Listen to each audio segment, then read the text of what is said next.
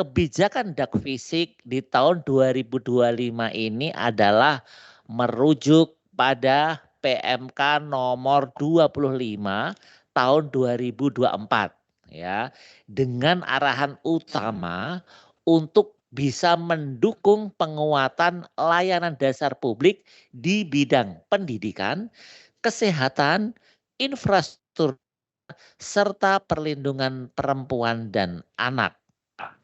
Total pagu awal fisik untuk Papua Barat dan Papua Barat Daya itu mencapai 1,138 triliun.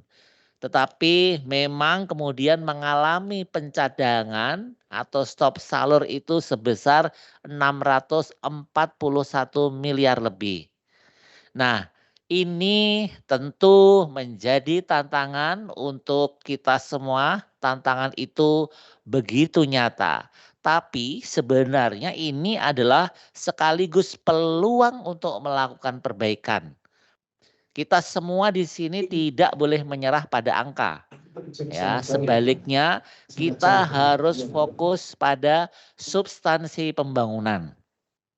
Salah satu strategi kebijakan tahun ini yang patut kita apresiasi adalah penerapan matching program.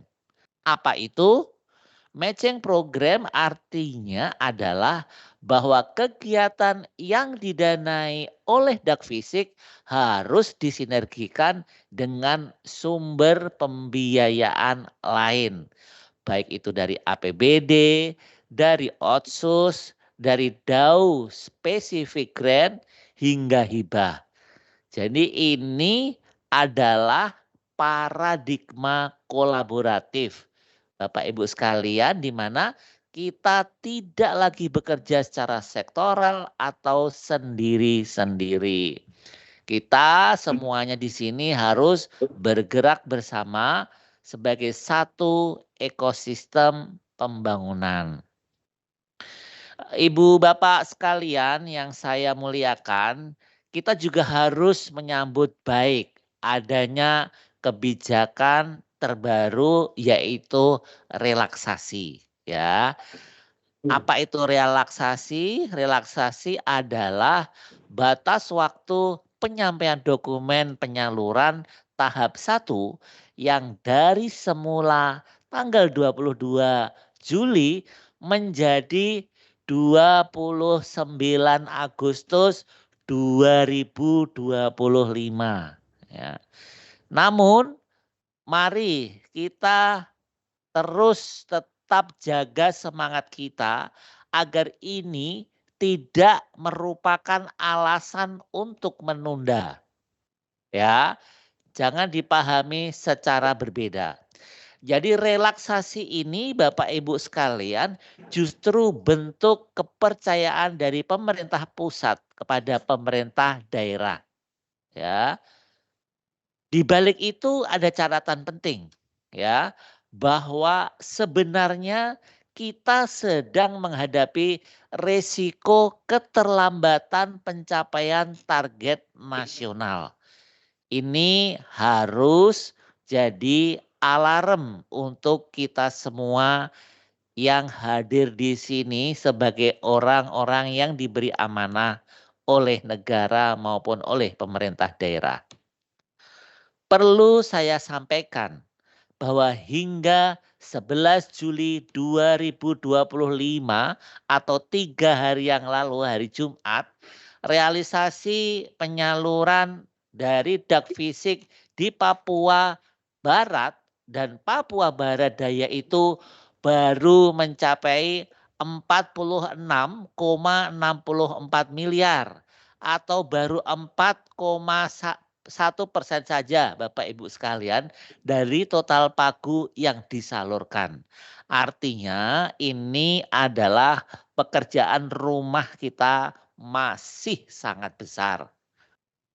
Oleh karena itu hari ini agenda FGD yang akan dipimpin oleh Pak Satrio pada siang hari ini tujuannya sekurang-kurangnya ada 5 Bapak Ibu sekalian.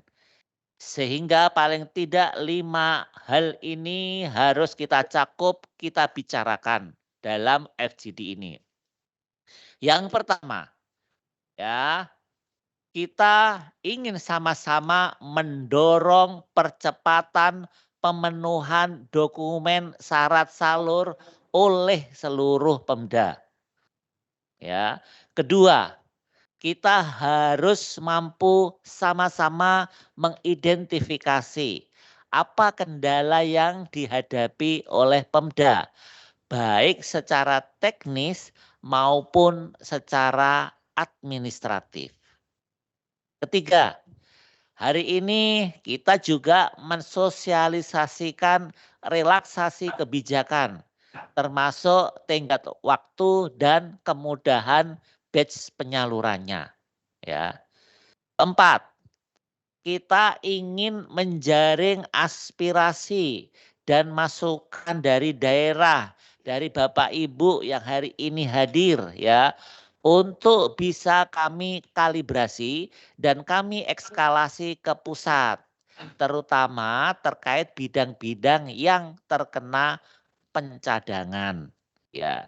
Selanjutnya terakhir, paling tidak nanti kami ingin bisa menguatkan kembali bagaimana komitmen daerah, para pemimpin kepala daerah yang diwakilkan kepada Bapak Ibu yang hadir hari ini, agar dana yang telah dialokasikan itu bisa benar-benar menjadi alat perubahan di Papua Barat dan Papua Barat Daya ini. Baik, hadirin yang saya hormati, Bapak Ibu sekalian yang hadir dalam FGD sore ini. Arahan Presiden Republik Indonesia, Bapak Prabowo Subianto sudah sangat jelas di awal tahun lalu ya, yang perlu kita renungkan bersama bahwa pembangunan infrastruktur itu bukan hanya soal pembangunan, bukan hanya soal membangun, tetapi kita harus mampu memastikan bahwa manfaatnya bisa dirasakan secara maksimal. Jadi mohon dalam kesempatan ini kita mengevaluasi, kita mengkaji dan bersama-sama rencanakan belanja infrastruktur itu dengan cermat. Untuk Papua, saya kira harus tidak ada ruang untuk kegagalan. Saya berpesan seperti itu. Begitu pula dengan transfer ke daerah.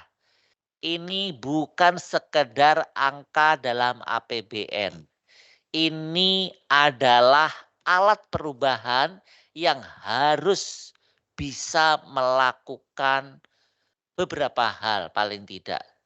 Yang pertama, transfer ke daerah itu harus mampu menggerakkan roda pembangunan di daerah Papua Barat dan Papua Barat Daya. Kedua, kita harus mampu melalui transfer ke daerah itu meningkatkan kesejahteraan masyarakat di Papua Barat dan Papua Barat Daya khususnya untuk OAP. Ya. Terakhir menciptakan masa depan. Jadi kita ini mengerjakan hari ini